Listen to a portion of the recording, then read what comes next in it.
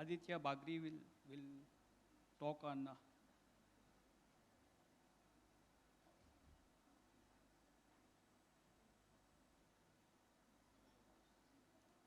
He will talk on further processing opportunities in wheat flour milling area.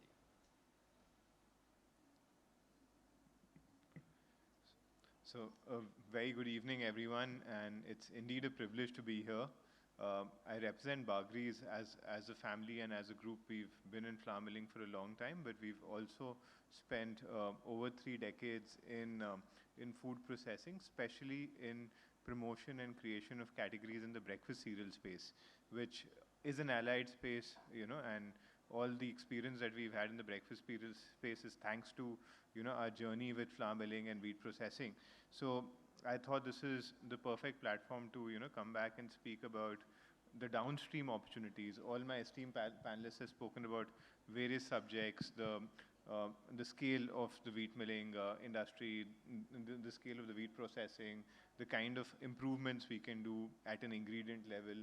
I think the last talk on supply chain was very, very insightful, because that's a challenge whether you're in flour milling or whether you're in food processing, margin compression, optimizing supply chains, and how do you ensure that you optimize the value without increasing price or giving a better quality product is something that we've all faced.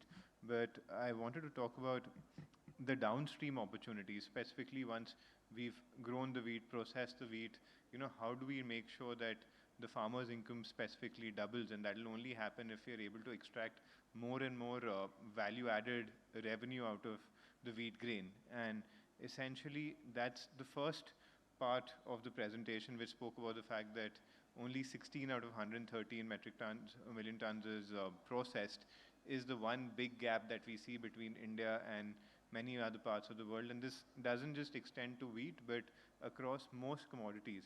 And it also links up to the fact that today, for most of us flour millers who've got constraints around exports with a policy that can, greatly vary, I think the big advantage and the big opportunity is the fact that, while if you're in the wheat business or if you're in the flour business, we are highly dependent on, what the export policy, holds for our futures.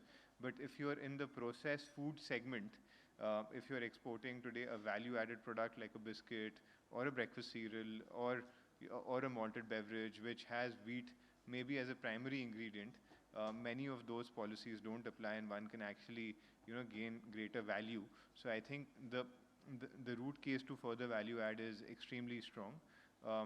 The key principles which we believe are important for making any good food product or any good product in the FMCG segment largely today have been a factor of 5 key elements, some which we've already spoken about, which is convenience, taste, which goes without saying that we're in the market for making processed foods, so taste is an extremely important factor in terms of consumer adoption.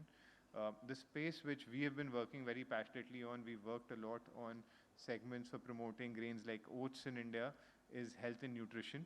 So whether it's oats, whether it's whole grain atta, whether it's the use of bran, whether it's utilizing alternate grains, I think the entire awareness around health and nutrition is growing.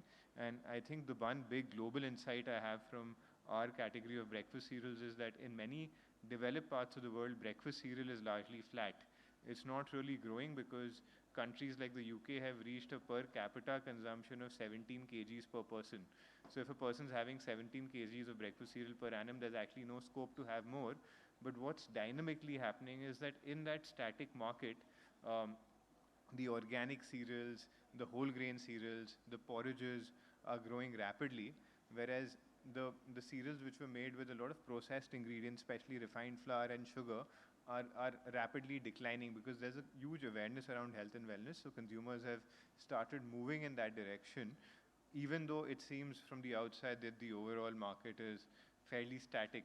India being an opportunity where processed foods is barely 10% of the overall market. Even within that, most of us are packaging staples.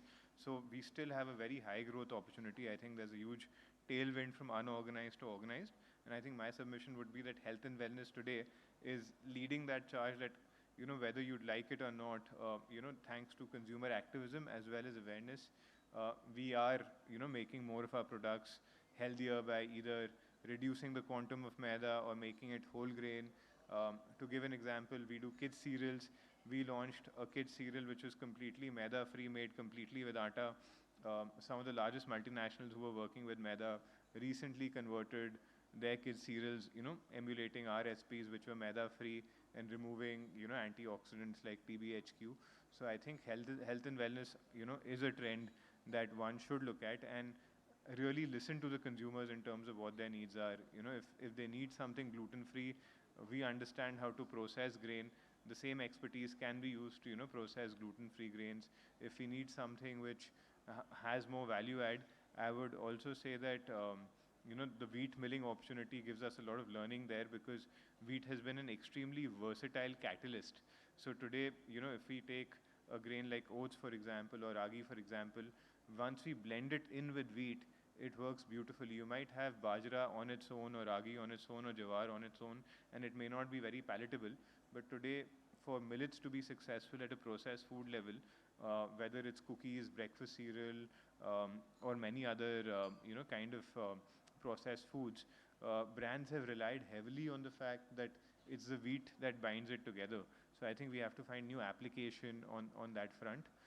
The other three key factors have been convenience, and I think that's again the processed foods opportunity, where we have to move from just looking at convenience for what we make, which is maida or atta, to more blends for the consumer. If we can give something which is more ready to eat, whether it's a B2B consumer or a B2C consumer, or if we can integrate it further downstream into more processed foods products. So globally, whenever I've had an opportunity to look at flour milling, I've also seen that, we spoke about pasta, and globally there are so many semolina mills which are attached to a pasta facility. So I think that integration is very natural, and I think in India that's gradually following. But as we achieve scale, we'll find that many of our flour mills might be augmented with further, value addition.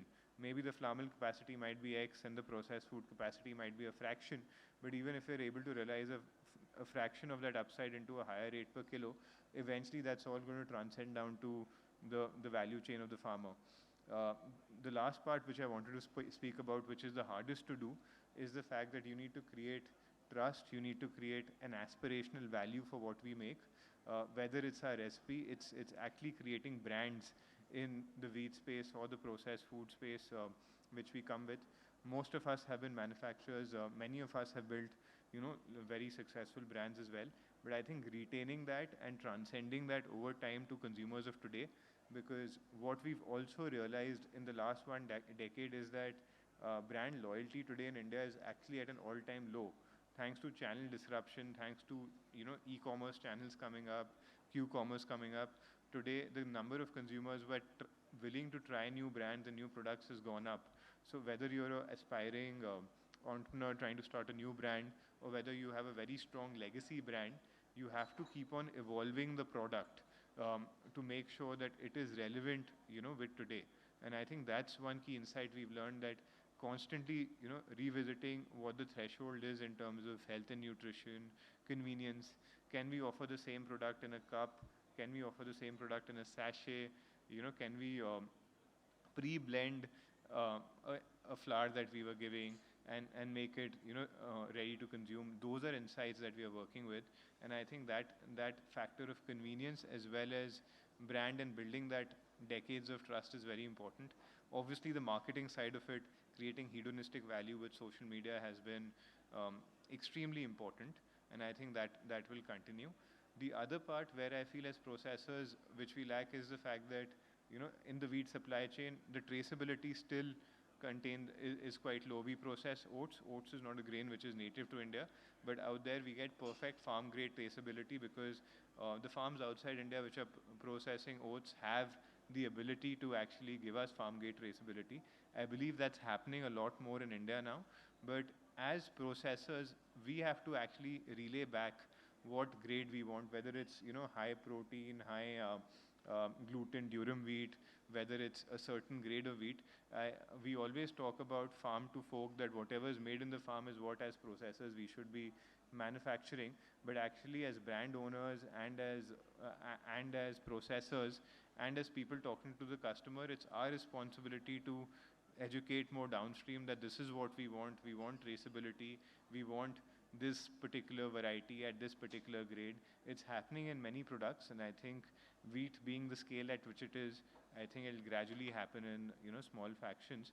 And the last part which I wanted to speak about was the fact that in health and nutrition, given the entire wave with gluten, wheat is largely viewed as an enemy. Many people have spoken, quite avidly in social media around it.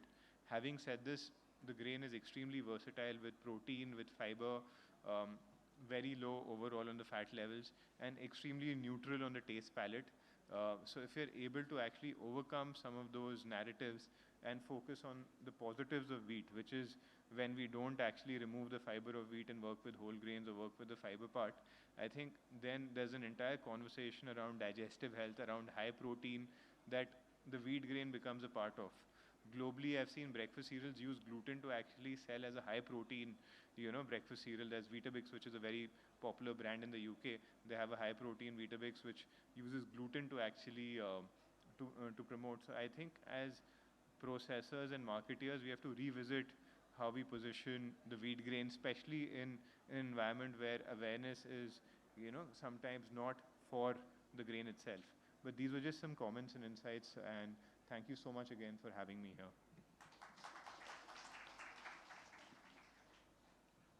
Thank you. Now, any questions from the audience or from